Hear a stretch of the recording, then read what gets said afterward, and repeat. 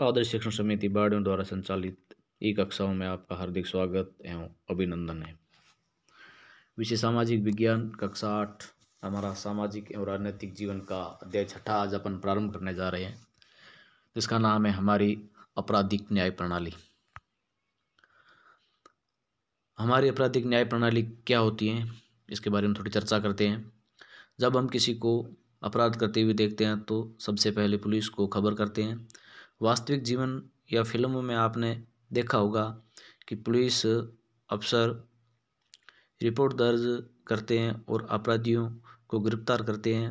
अपराधियों को गिरफ्तार करने में पुलिस की जो भूमिका होती है उसके आधार पर कई बार ऐसा लगता है मानो पुलिस की तय करती है कि कोई अपराधी है या नहीं है, लेकिन ऐसा नहीं है। जब किसी व्यक्ति को गिरफ्तार किया जाता है तो अदालत ही तय करती है कि आरोपी वाकई दोषी है या नहीं है। संविधान के अनुसार अगर किसी भी व्यक्ति पर कोई आरोप लगाया जाता है तो उसे निष्पक्ष सुनवाई का अधिकार होता है।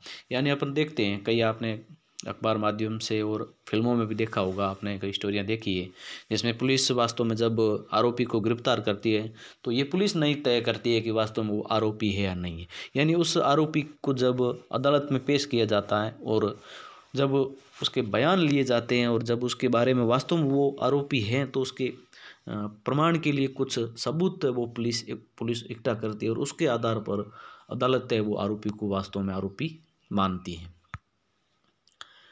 क्या आप जानते हैं कि निष्पक्ष सुनवाई का मौका हासिल करने का क्या मतलब होता है? क्या आपने FIR के बारे में सुना है?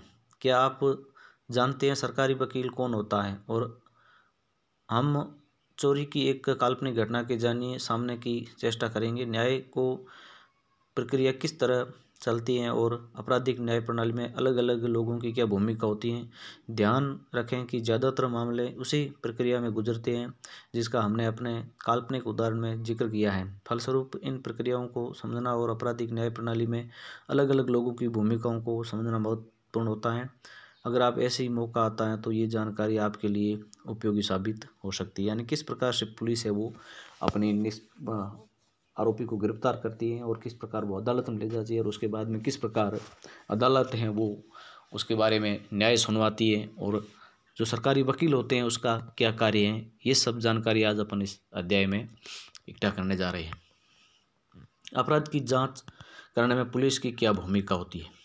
पुलिस का एक महत्वपूर्ण काम होता है किसी अपराध के बारे में मिली शिकायत की जांच करना और जांच के लिए गवाहों के बयान दर्ज किए जाते हैं और सबूत इकट्ठा किए जाते हैं। इस जांच के आधार पर पुलिस अपनी राय बनाती है। अगर पुलिस को ऐसा लगता है कि सबूतों में आरोपी का दोष साबित होता दिखाई दे रहा है तो पुलिस अदालत में आरोप पत्र चार्जशीट दाखिल कर देती है।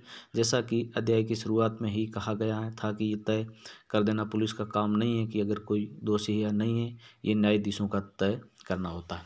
यानी वास्तव में वो व्यक्ति अपराधी है या नहीं है।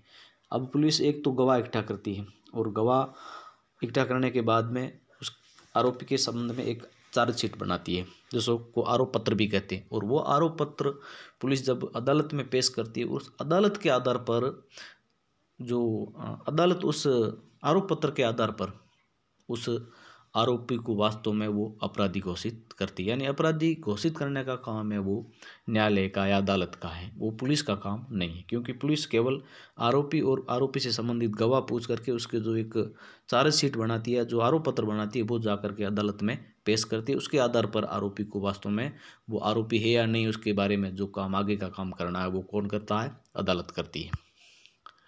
दूसरी इकाई में आपने कानून के शासन के बारे में पढ़ा था। इसका सीधा मतलब ये होता है कि व्यक्ति देश के कानून के अधीन है, पुलिस भी इसी कानून के तहत आती है। लिहाजा पुलिस को हमेशा कानून के मुताबिक मानवाधिकारों का सम्मान करते हुए जांच करनी चाहिए। सर्वोच्च न्यायालय ने गिरफ्तारी, हिरासत और पूछताछ के बारे में पुलिस के लिए कुछ दिशा निर्देश तय किए हैं। इन दिशा निर्देशों के अनुसार पुलिस को जांच के दौरान अगर किसी को सताने, पीटने या गोली मारने का अधिकार नहीं है। किसी छोटे छोटे अपराध के लिए पुलिस किसी को सजा नहीं दे सकती है। यानी हम सब कानून के दायरे में बंधे हुए, चाहे प्रशासन हो, चाहे पुलिस हो, कोई भी हो, सब व्यक्ति वो कानून के दायरे में बंधे हुए, राजनेता हो, पुलिसकर्मी हो, चाहे कोई भी हो, कोई भी किसी भी विभाग का व्यक्ति हो, लेकिन पुलिस भी अपने कानून के दायरे में बंधी हुई। यानी पुलिस केवल अपराधी को गिरफ्तार कर सकती है और उसको पीटने, मारने या सज़ा देने का पुलिस को किसी प्रकार का कोई अधिकार नहीं, क्योंकि वो सबसे पहले उस व्यक्ति के खिलाफ जो सूचना मिलती है उसको गिरफ्तार करके हिरासत में लेकर के और गवाहों से गवाह लेकर के उसके बाद में वो अदालत में ले जाती है, और अदालत के आधार पर अदालत जो आगे निर्णय देती है उसके मुताबिक पुलिस उस आरोपी के खिलाफ है वो कार्रवाई कर सकती है।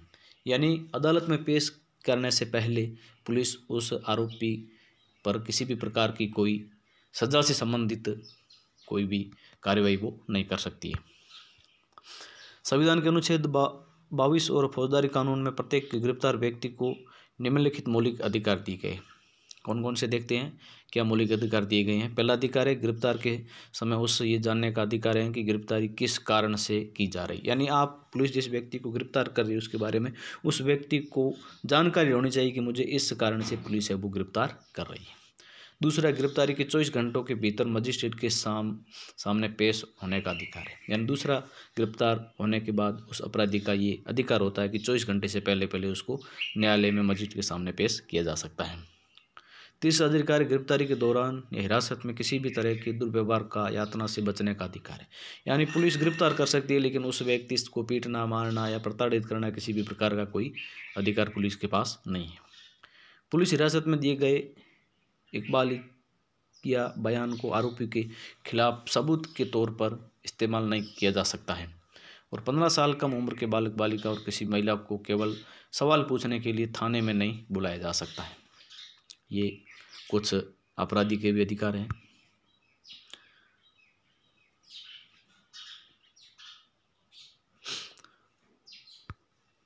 उसके बाद में सरकारी वकील की क्या भूमिका होती है, पहले भी इस अध्याय में जिक्र कर चुके हैं। किसी आपराधिक उल्लंघन को जनता के विरुद्ध माना जाता है। इसका मतलब ये है कि वो अपराध केवल पीड़ित व्यक्ति